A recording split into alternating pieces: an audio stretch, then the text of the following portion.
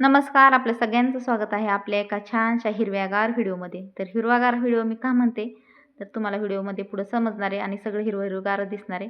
तर मी आले आमच्या इकडं खाली जाऊबाईच्या घरी. तर पाहू शकता गुलाबाच्या झाडाला किती फुलं आलेली. तर बघितलं ना एवढं छान वाटतंय ना त्याला. तर म्हणलं चला थोडीशी फुलं तोडून घ्यावीत. खूप छान असा व्हिडिओ होणार आहे. व्हिडिओला कंटिन्यू राहा. खूप खूप आवडणार आहे तुम्हाला आजचा व्हिडिओ. ज्याला हिरवगार वातावरण आवडतं त्याला तर खूपच. तर भरपूर अशी फुलं तोडून घेतली बघा. हे एक फुल 20 रुपयाला तरी विकत भेटणार नाही आपल्याला, एवढं मोठं फुल आहे. खूप मस्त फुलं आहेत. किती फुलले बघा झाड. तर पाहू शकताय आमच्या आका तुम्ही पाहिलेली त्यांच्या घरचं वातावरण, म्हणजे आमचं पहिलं जुनं घर आहे हे. किती हिरवगार छान वातावरण आहे. तर चला आता मी आकाला बोलवत होते काशीफळ भोपळे दाखवायला. हा उपवासाचा भोपळा असतो ताईंनो, म्हणजे कुणाला माहीत नसेल तर सांगते. याच्यापासून उपवासाचे छान छान पदार्थ करता येतात. तर बघा किती भोपळा आलेत. आकाला म्हणलं दाखव बरं तू, येत नव्हती व्हिडिओत, बोलून घेतली मी. त्याचं वजन तर किती असेल सांगताच यायचं नाही बरं का एका एका भोपळ्याचं. आणि हिरवागार व्हिडिओ का म्हणले ते तुम्हाला कळालंच असेल आता. सगळं हिरवगार छान असं वातावरण झालेले पाहू शकता. मका मस्त वातावरण, आभाळ पण किती छान झालेले. आभाळ यायला सुरुवात झाली, आत्ता पांढरं दिसते बघा. इकडे छान छोटी छोटी झाड आहेत. गुलाबाची फुलं पण मस्त आलेली बघा.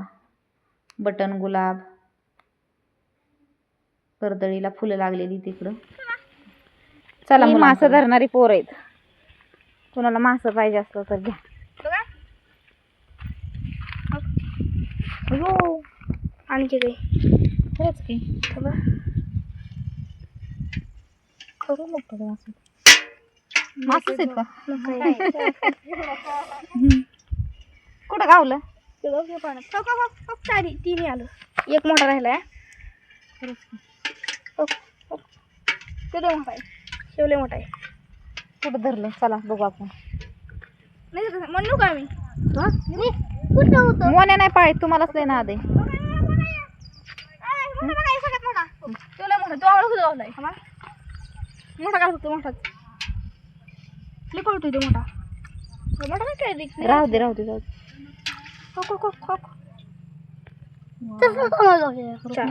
वेगळंच मास आहेत है ना रे? मरळ आहे. मरळ आहे का? 700 रुपये किलो आहे. तुला माहिती आहे का कोणता आहे? मला तुला माहिती कोणता मास आहे? इथे एक ना छोटासा ओढा नाही म्हणता येणार त्याला, वरचं शेतातलं पाणी वाहून येतं आणि तसं असतं. तर कुठून तरी त्यात मासे आलेले आहेत आणि मुलांना माहीत झालं.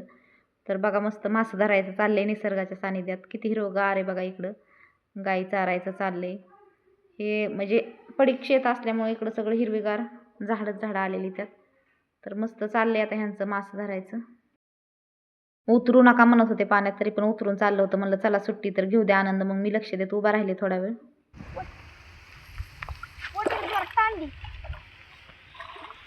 ही बघा आता मोन्याची आणि समूची मासं पकडण्याची आयडिया आहे. ओढा आहे छोटासा इथं आणि त्यात मासं कुठून येत असतील काय माहिती. आलं का? हां या बाहेर बाहेर या. हळूच हळूच अडकान. काय बी करताय बघा. अचानक आभाळ किती आले. एवढं आभाळ येते बरं का रोजच, पण पाऊस काय येत नाही. इकडे पाहू शकता नारळाची झाडं आमची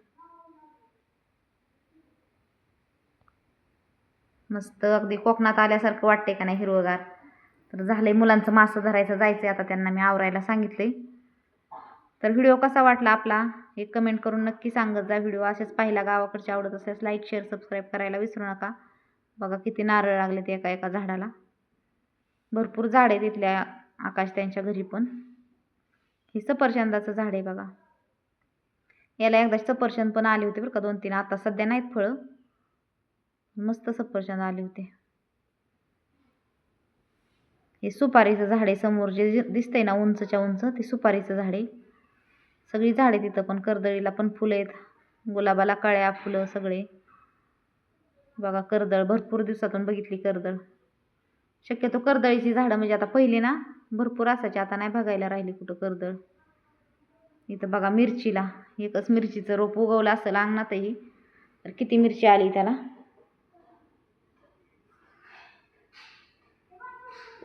पाहू शकता किती छान वातावरण झाले. आपले असेच व्हिडिओ पाहायला आवडत असल्यास आपल्या चॅनलला लाईक शेअर सबस्क्राईब नक्की करा. मस्त असा. व्हिडिओ पाहिल्याबद्दल धन्यवाद. एक लाईक नक्की करा.